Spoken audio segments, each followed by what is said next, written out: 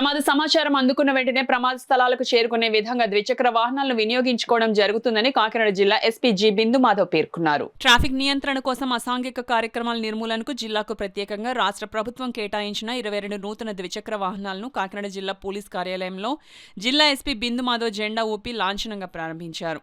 ఈ సందర్భంగా ఎస్పీ మాట్లాడుతూ ట్రాఫిక్ క్రమబద్ధీకరణ కోసం మరింత సమర్థవంతమైన వినియోగం కోసం జిల్లాకు కేటాయించిన ద్విచక్ర వాహనాలను ఉపయోగించడం జరుగుతుందని ఎస్పీ వివరించారు.